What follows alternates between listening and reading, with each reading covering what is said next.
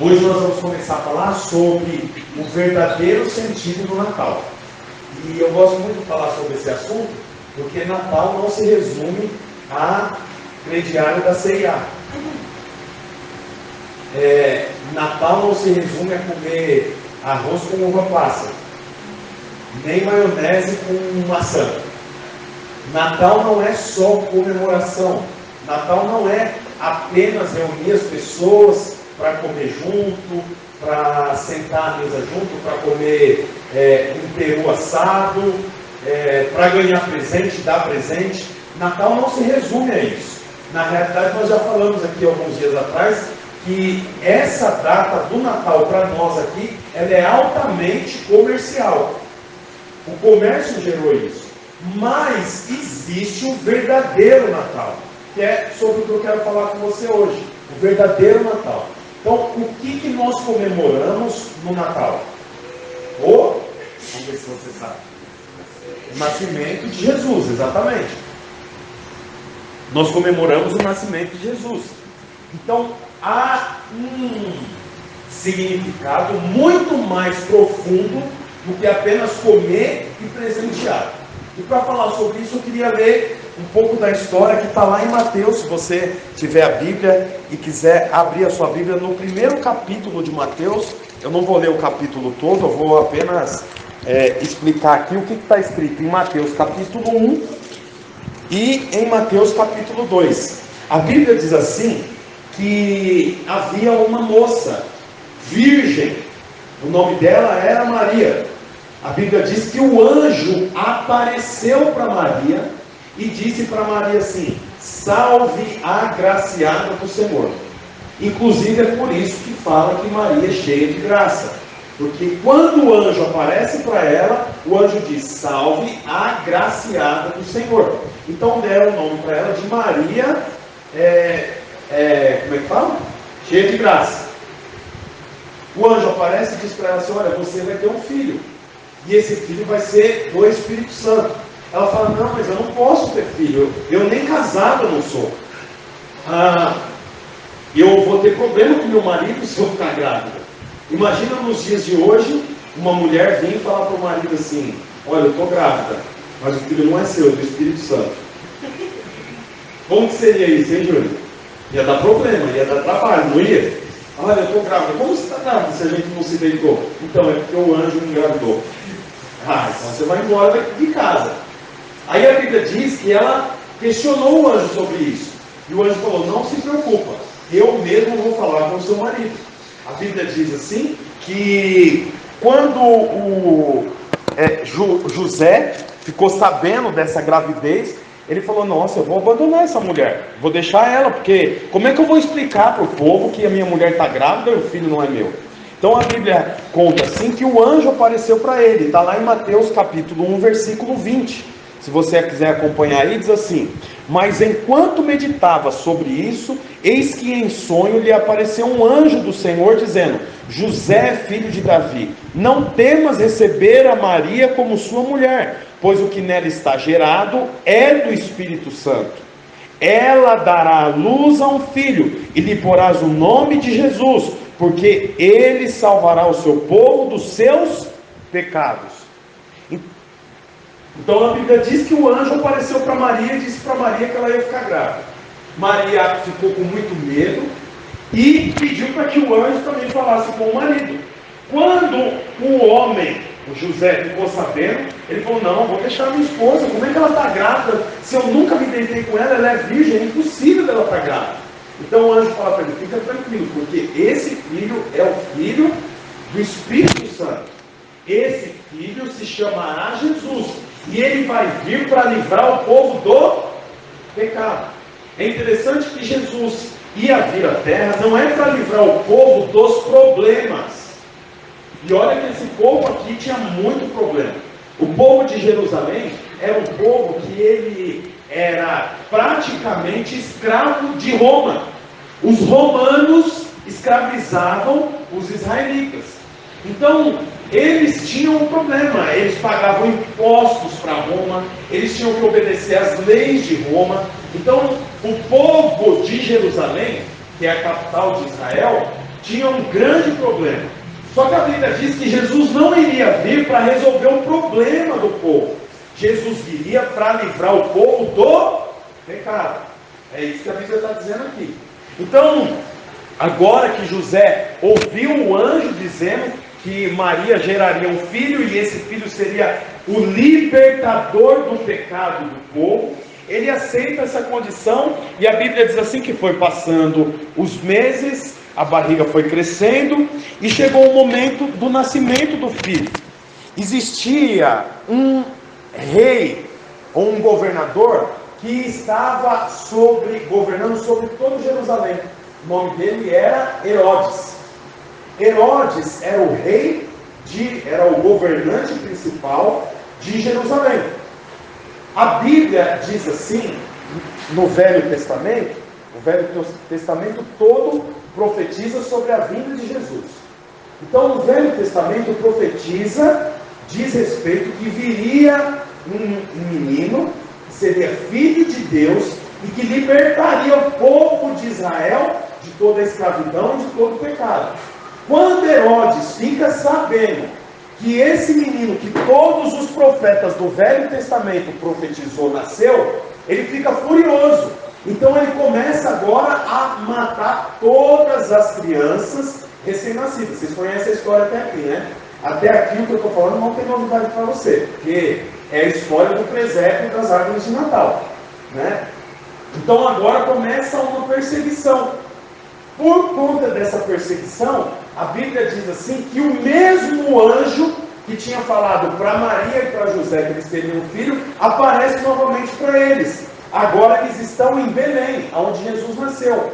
E o anjo fala assim: olha, Herodes o Grande vai vir e vai procurar Jesus para matar. Então vocês vão precisar fugir para o Egito.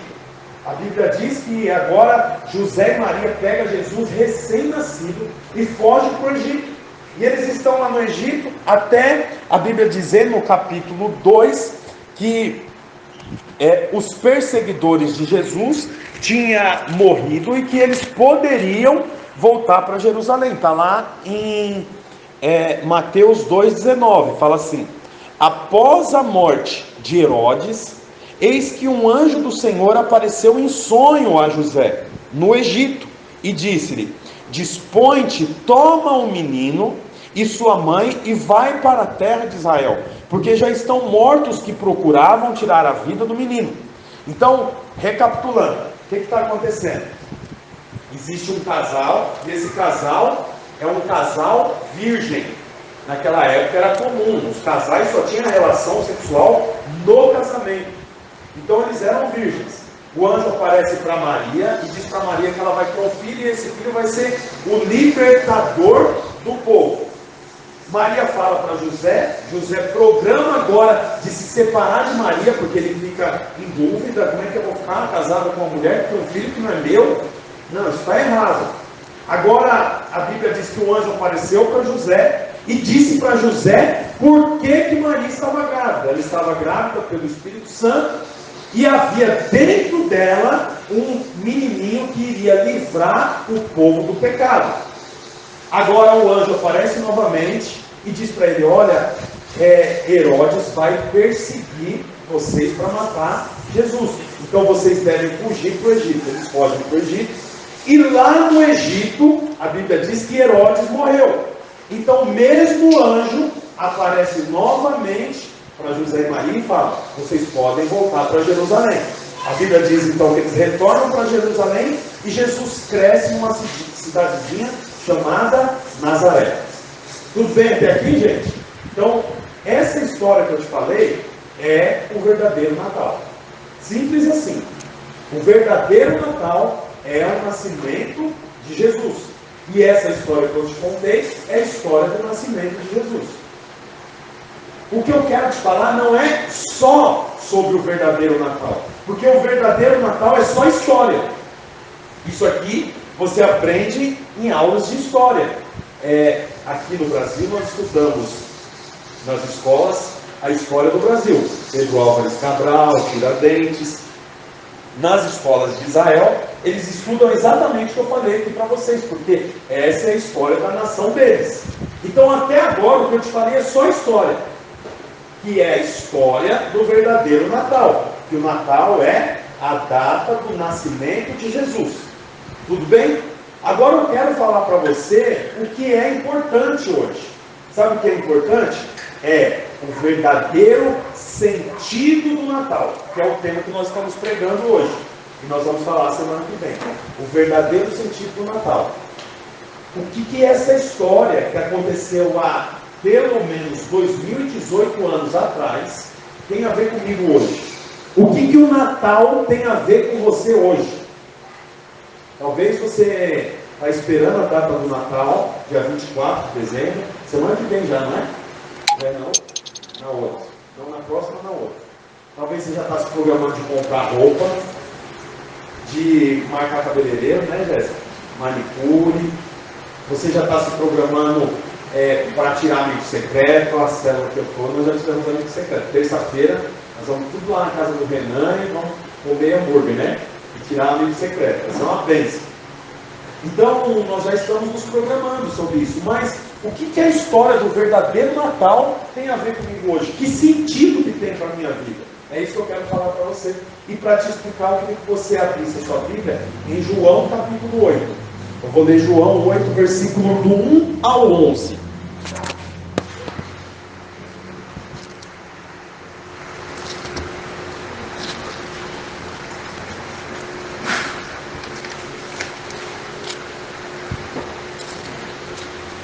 João 8, versículo do 1 ao 11.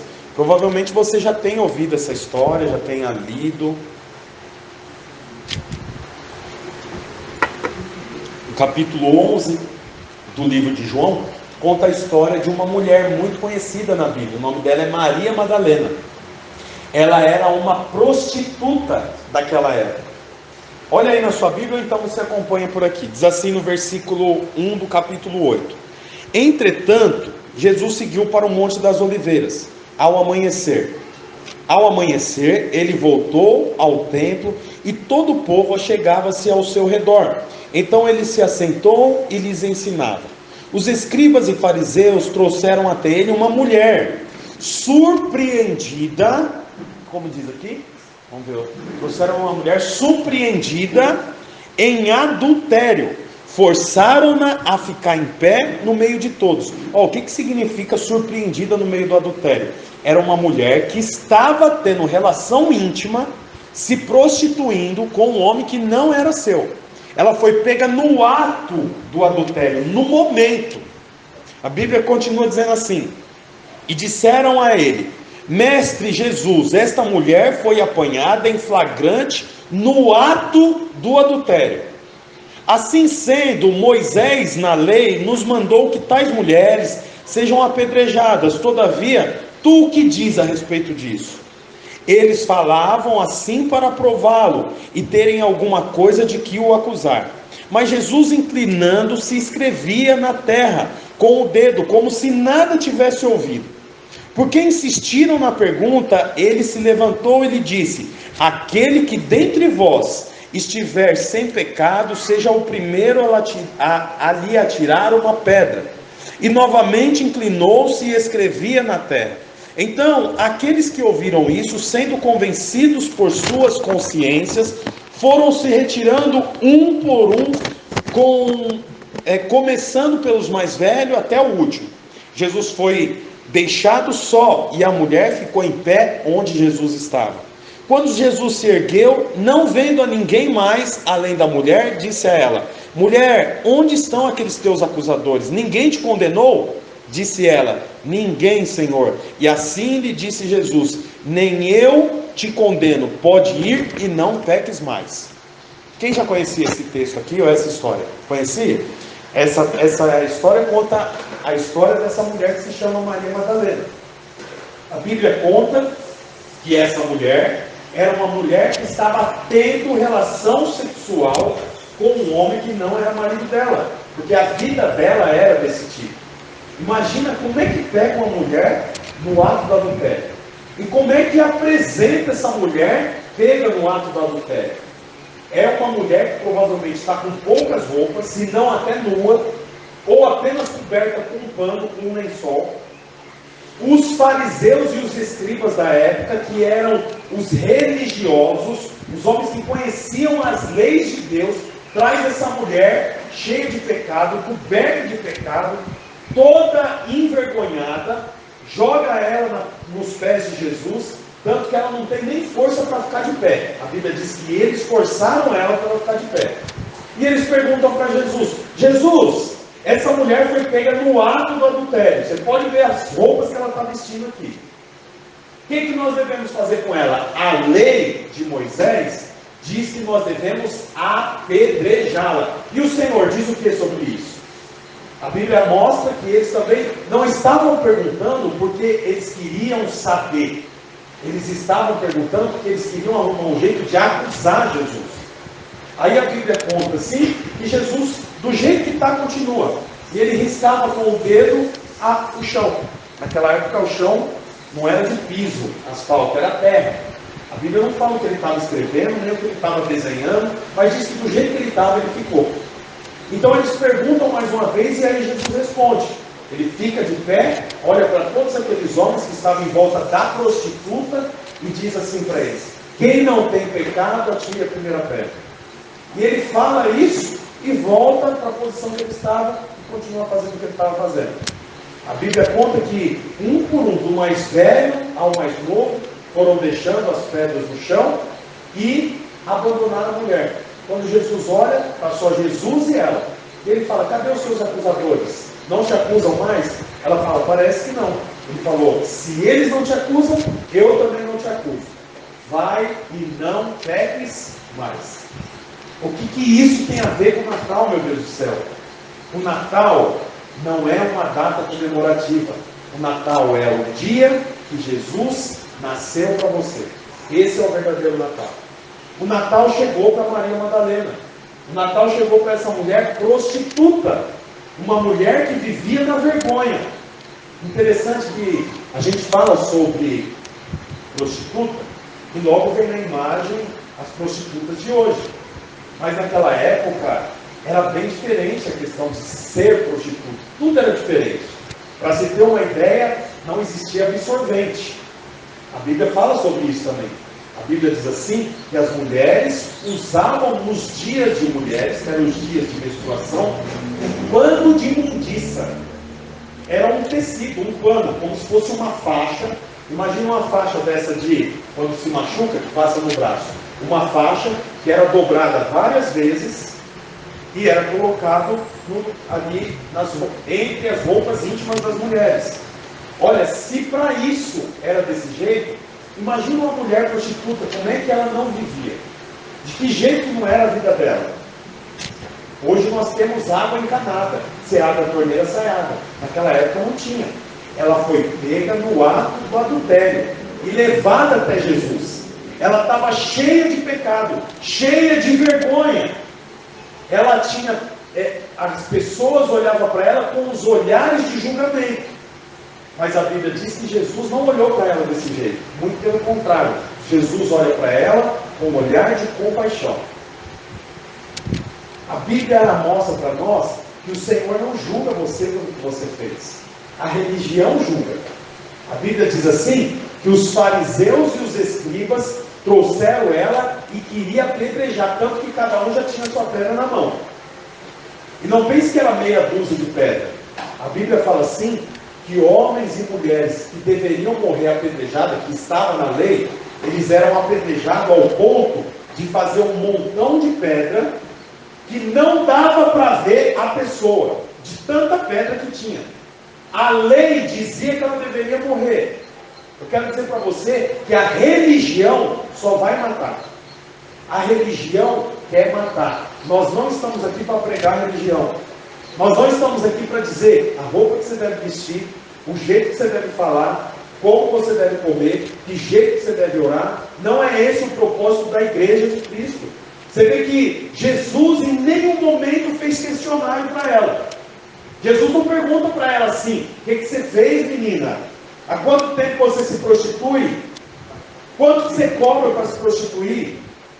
Você já teve filho? Porque naquela época não tinha preservativo. Imagina como é que era. Não tinha anticoncepcional. As mulheres prostitutas tinham filhos, fruto da prostituição. Mas Jesus também não pergunta para ela: quantos filhos você tem fruto da prostituição? O Senhor simplesmente a perdoa. Vá e não peques mais. Agora os religiosos querem fazer o quê? O que os religiosos queriam fazer? Matar. A religião só mata. Religião separa as pessoas. Religião atrapalha você de viver. Porque a religião é um manual do que você deve fazer. Religião é um manual de como você deve ser moralista. Como você deve ser politicamente correto. A religião mata. Nós não estamos aqui para viver religião.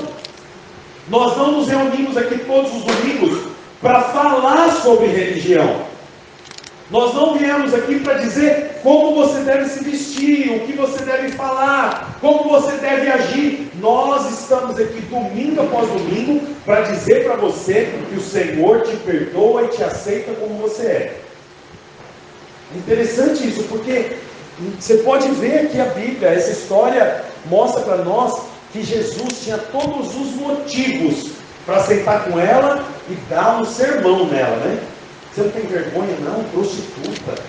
Olha a vergonha que você passou, o tanto de homem que está aí, tudo com pé. Se eu não estou aqui, você ia morrer. Se eu não estou aqui para te salvar, essa hora você já estava morto, sabia disso? Ai, que vergonha, né? E cadê sua mãe? E cadê seus filhos? Cadê seu pai? Que educação que você teve? Até onde você estudou? Você fala palavrão? Que roupa que você usa? Aonde você se prostitui? Ah, não dá, ó. Não fica muito perto de mim não. Mas Jesus não fala nada, ele simplesmente a recebe. Quero dizer para você que o Senhor te recebe como você é e como você está. Ele não fica olhando para você com olhares de julgamento. Ele não fica olhando para você e pensando: ah, ele não pode vir para a igreja, ela não pode vir, eu não posso amar porque olha o que ele faz, olha a roupa que ele usa, olha a forma como ele fala. Não, o Senhor não está olhando para isso. Ele simplesmente te aceita, ele te recebe. É o que a Bíblia mostra para nós. Essa mulher foi levada aqui à exposição. É interessante também como que ela chega até Jesus. Ela chega até Jesus pela exposição. Como muitas vezes algumas pessoas vão para a igreja. As pessoas vão para a igreja por exposição. Exposição no casamento, casamento não está bom, não está dando certo. O casal vive junto, mora junto, mas não tem prazer, não tem satisfação. Está junto porque se acostumou a estar junto, mas na realidade não tem prazer, não tem alegria. Estão apenas deitando na mesma cama, mas na realidade não há satisfação. Muitas pessoas acabam vindo para a igreja por quê? Por causa de uma enfermidade na família, por causa de uma doença, por causa de um problema financeiro.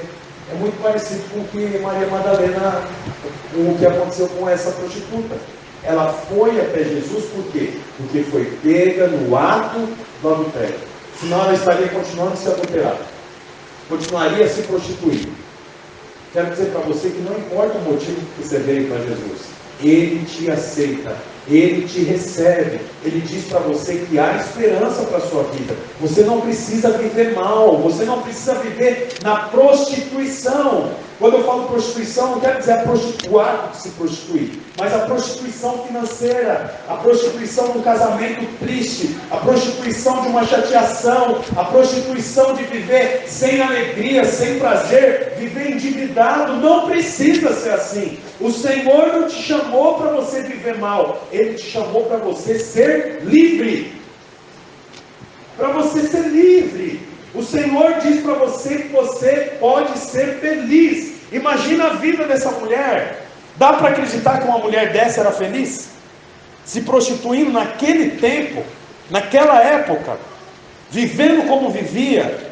Olha, a vida dela era péssima. Ela era uma vergonha para a sociedade. Mas Jesus não pede nenhum relatório. A religião pede relatório. A religião diz: ah, vocês vieram nos visitar. Se vocês quiserem vir para a igreja, você vai ter que vir de camisa. E também, não sei se te falar, é bom também não de maquiagem. E você, já que você quer vir para a igreja, é bom você não com roupa rasgada. Pastor, ele vai calça rasgada também lá no E o Júnior, que boné, Júnior? E junto com o Tião, hein, Tião? Ixi, Davi também tem mais um, boné. E a sua conduta? Olha, agora você vai ter que fazer isso, não pode mais fazer aquilo. Isso você pode. Não, aniversário você não pode mais ir. Não, festa você pode ir, mas você não pode comer nada nessa festa. Não, você pode ir viajar, mas desde que você não entre no mar, não usa sunga. Porque se você usar, você está em desacordo. Sabe, isso é a religião. A religião é um manual do que você pode fazer e do que você não pode fazer. A Bíblia não é um manual do que você pode fazer e do que você não pode fazer. A Bíblia é um manual de como você viver em relacionamento com o Senhor. É outra coisa. A religião quer dizer o que você pode e o que você não pode. A Bíblia não diz o que você pode e o que você não pode. A Bíblia diz que o Senhor te ama e Ele te recebe. Você sabe o que é interessante? Nós notarmos aqui na Bíblia que o final do versículo 11, a Bíblia diz assim, e disse, vou ler o 10 e o 11. Quando Jesus se ergueu, não vendo a ninguém mais além da mulher, disse a ela: mulher, onde estão aqueles teus acusadores? Ninguém te condenou? Disse ela: ninguém, Senhor. E assim lhe disse Jesus: nem eu te condeno, podes ir e não peques mais. Olha, nem Jesus condena. E é interessante que quando a prostituta chega, qual que é a fala de Jesus? Quem não tem pecado, atire a primeira pedra. Então não era errado atirar a primeira pedra, desde que não tivesse pecado. Você sabe que nós somos bons para apontar o pecado dos outros. Nós somos bons para apontar, para dizer, esse é assim, essa igreja é assim, esse pastor é assim, esse líder é assim, esse povo é assim. Mas a gente não olha para nós. É essa a realidade desses homens. Eles apontam o dedo. Aí Jesus fala: tudo bem, não tem problema se apontar o dedo, desde que você seja perfeito. Se você não tem pecado, você tem direito de apontar o dedo. Eu acredito que devia ter muitos homens ali, e até mulheres também juntos, olhando aquilo ali. Olha, de todos os que estavam reunidos, quem que podia jogar a pedra nessa mulher? Jesus. Por que ele podia? Porque ele não tinha pecado, mas nem ele atira a pedra. Você sabe que é interessante, quando você começa a vir para a igreja, as pessoas começam a colocar uma série de regras para você. Aí você está na casa da sua mãe, e aí você fala assim: caramba, não acredito que aconteceu isso. Aí tem que o seu irmão, a pessoa que está do seu lado, fala: ei, Cleitinho, caramba, você fala palavrão. Eu não é assim. Aí você fala assim, a sua mãe fala assim: olha, semana que vem é aniversário da sua avó, você vai? Ih, mãe, não posso, tem outro compromisso já marcado. Aí que a pessoa do lado fala: depois fala que é crente, nem liga para a avó, não faz nada para a avó. Aí o casal está junto, daí o marido fala assim com a esposa: não, eu não quero comer pizza não, vou comer lanche. Aí a esposa fala: eu não quero comer lanche, quero comer pizza. Então não vamos comer nada. Se não tem ninguém em volta para te acusar, o próprio diabo vem te acusar. Você é crente? Você vai na igreja? Discute com a esposa? Briga? Você sabe que o tempo inteiro vai ter alguém para te acusar. E se não tiver ninguém para te acusar, sabe quem vai te acusar? Satanás. Porque o nome do diabo, a tradução é acusador. O nome diabo significa acusador. Ele é quem te acusa. Você está pronto para vir para a igreja. 1 hora antes de vir, o culto começa às 6h30. 5h30 você discute. 5h30 você entra no aplicativo do Bradesco, entra na conta e vê que não depositaram dinheiro. 5h30 você recebe uma mensagem. Amanhã não precisa vir trabalhar, vai conseguir alguém. Tudo vai dando errado. O que você pensa? Melhor eu não ir para a igreja. Vou para a igreja para viver desse jeito? Quando a igreja não deu uma notícia boa, acabei de discutir com meu marido, é melhor eu não ir para a igreja. Você sabe, o tempo inteiro haverá alguém para te acusar. Mas é interessante, porque aquele que é o único que poderia apontar o dedo para você, não aponta. Jesus tem todo o direito de apontar o dedo para você, mas ele não aponta. Ele não diz para você quem você é. A Bíblia diz assim: eu é que tenho pensamento sobre vós, pensamentos de bem e não de mal. Olha, Cristo pensa coisas boas sobre você. Ele não pensa coisas ruins. O Senhor não olha para você com olhos maus, Ele olha para você com olhos bons. Ainda que toda a sociedade esteja olhando para você com olhos maus, o Senhor olha para você com bons olhos. Ele pensa coisas boas sobre você. Você precisa começar a crer nisso. Você precisa começar a acreditar que Ele pensa coisas boas sobre você. Essa é a base da minha fé. O tempo todo eu estou pensando: Deus pensa coisas boas sobre mim. Ele tem coisas boas para mim na igreja. Ele tem coisas boas para mim no culto. Ele tem coisas boas para mim com a minha família. Ele tem coisas boas para mim nesse negócio que eu estou fazendo. Ele tem coisas boas para mim conhecendo o povo de Araucária. Ele tem coisas boas para mim indo aonde eu estou indo. Olha, você precisa começar a entender que o Senhor não te acusa, Ele te perdoa sempre. Maria Madalena era uma mulher que vivia na escuridão.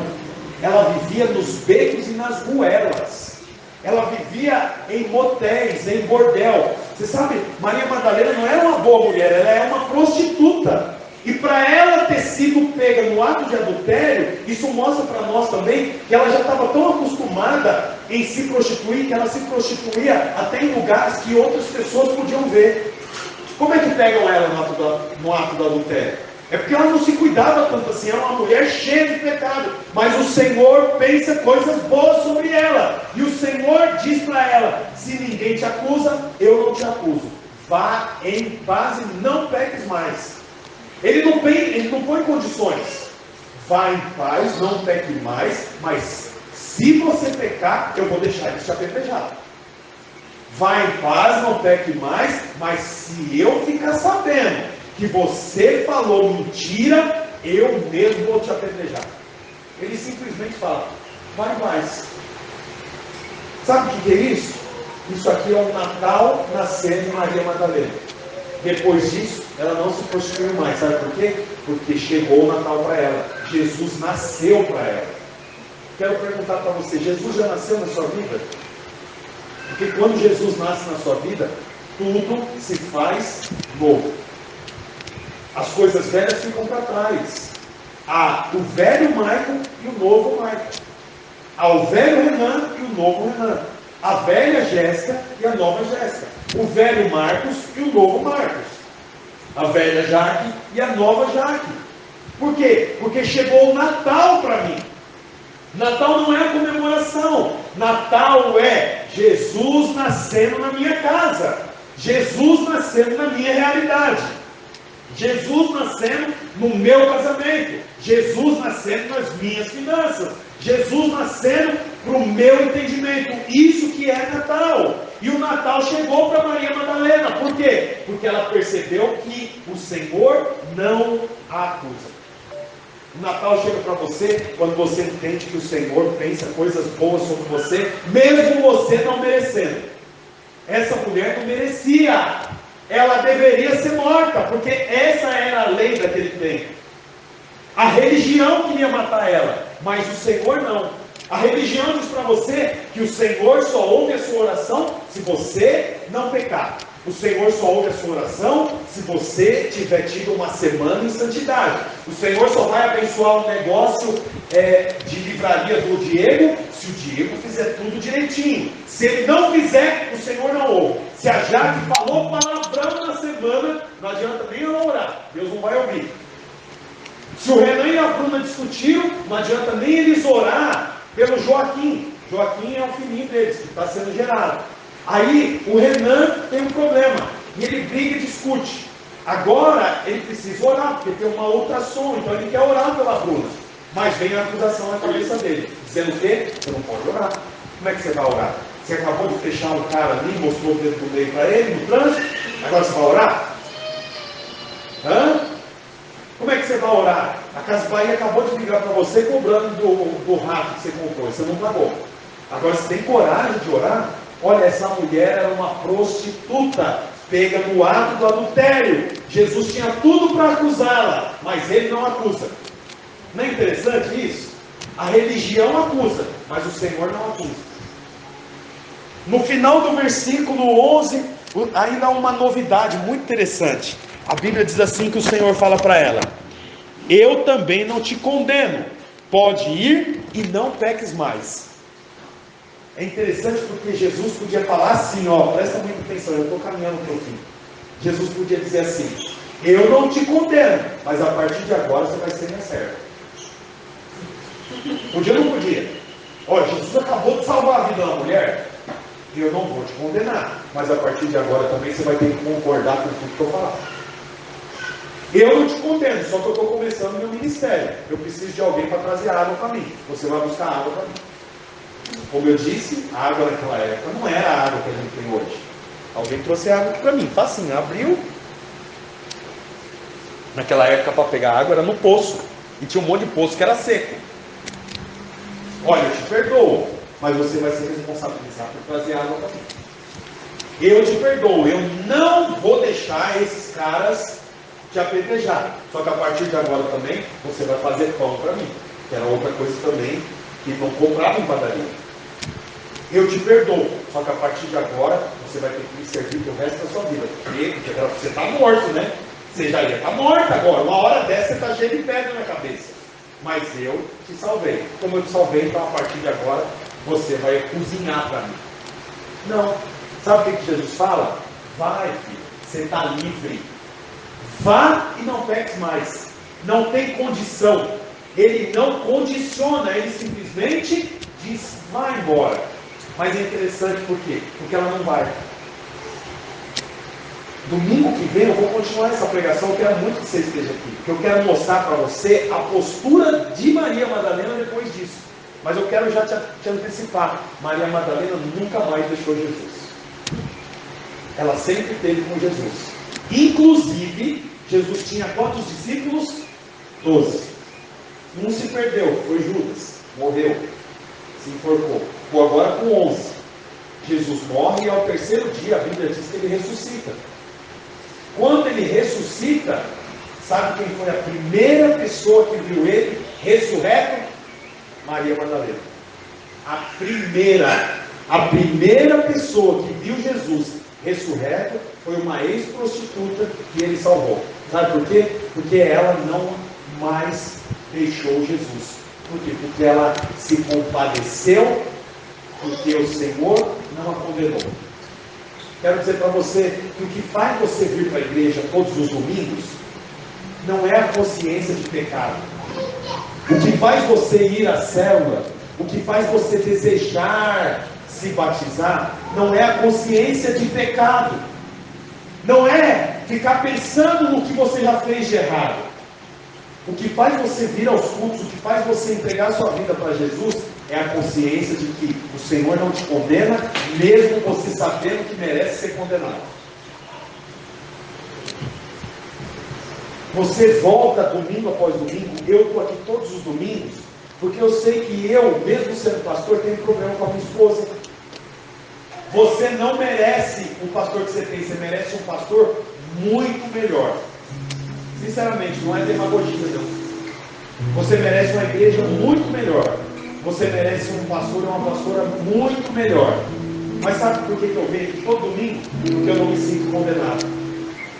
Mesmo que ontem eu tenha brigado, mesmo que hoje eu tenha discutido com a minha esposa, mesmo que eu entrei na minha conta e tenha lá R$218 só, mesmo que eu tenha entrado na minha conta e eu tenha percebido que não tem dinheiro para amanhã, eu não me sinto acusado. Por quê? Porque até o Bradesco pode me acusar, Cristo não me acusa. As Casas Bahia podem te acusar, Cristo não te acusa. A sua mãe e o seu pai, que é crente há muito mais anos do que você, pode te acusar. A igreja pode te acusar. Até o pastor pode te acusar. Mas Cristo nunca vai te acusar. Olha, isso traz esperança para você. Ele não olha para você com olhos ruins. Ele não fica perguntando com quantos homens você já se deitou, quantas vezes você já se prostituiu, qual eram as posições que você fazia. Você já se deitou com mais de 2 homens? Você bebia e se embriagava para depois se prostituir? Você já se prostituiu com menores de idade? Você já fez sexo com pessoas da família? Olha, todas essas perguntas ele podia fazer para Maria Madalena, sim ou não? Mas ele não pergunta nada. Ele simplesmente fala: vá e não peques mais. Sabe o que é interessante da vida com Deus? É a liberdade que Ele te dá. Ele te dá liberdade, inclusive para errar. Se você não tem liberdade para errar, você não é livre. Você sabe que tem igrejas que não dá liberdade nem para você errar. Se você não tem liberdade para errar, você não é livre. Nem Cristo, nem Jesus, que é o único que não tinha pecado, tacou a pedra nela. Ninguém pode tirar a pedra de você. Mas sabe o que é interessante? Jesus terminou dizendo para ela: vai em paz. Pode ir, vai em paz. Mas ela não foi, ela ficou com ele. Sabe por quê? Porque ela percebeu que não havia acusação, mas havia amor. Eu posso gastar aqui um mês inteiro falando sobre todos os pecados. Isso não vai te atrair. Sabe o que te atrai? Saber que mesmo com os pecados, o Senhor continua te amando. Mesmo com os seus erros, Ele continua te amando. Mesmo você não entendendo o dízimo e a oferta, Ele continua te amando.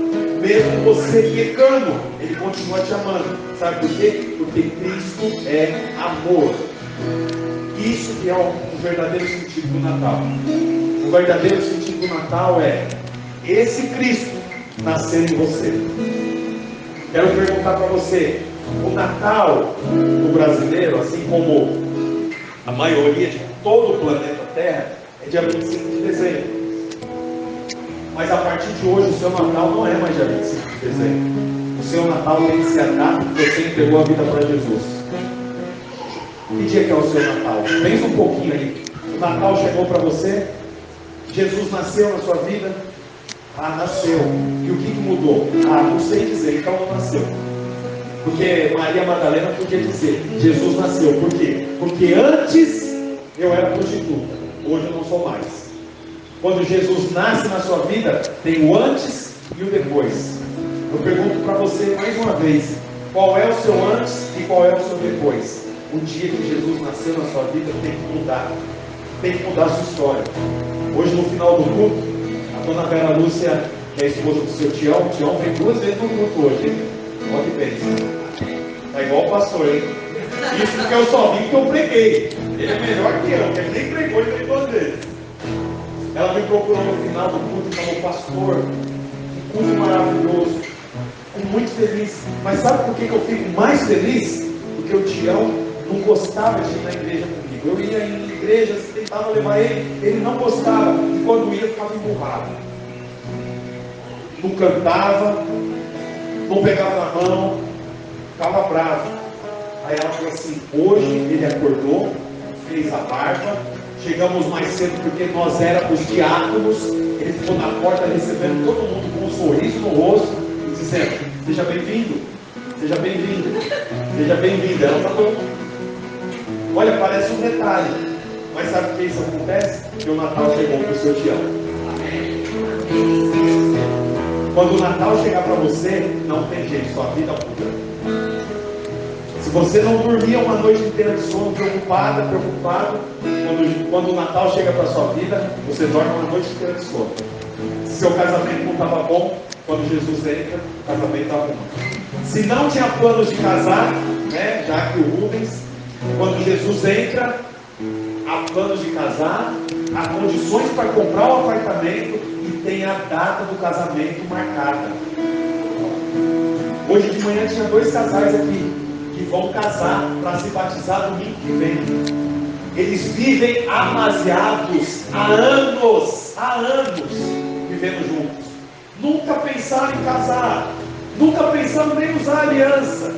Hoje de manhã os 2 estavam aqui com a data do casamento marcado, pagaram, gastaram mais ou menos R$600 para casar, para poder batizar domingo que vem. Sabe por quê? Porque o Natal chegou para eles. Se o Natal chegou para você, coisas têm que mudar na sua vida. Coisas têm que mudar. Sua realidade tem que ser diferente. A realidade da prostituta foi diferente. Jesus disse: vai em paz. Mas ela falou: para onde eu irei? Se eu não tenho para onde ir, eu quero ficar com o Senhor. Para onde que eu vou? Eu não tenho para onde voltar. Eu quero ficar com o Senhor. Mas você é livre.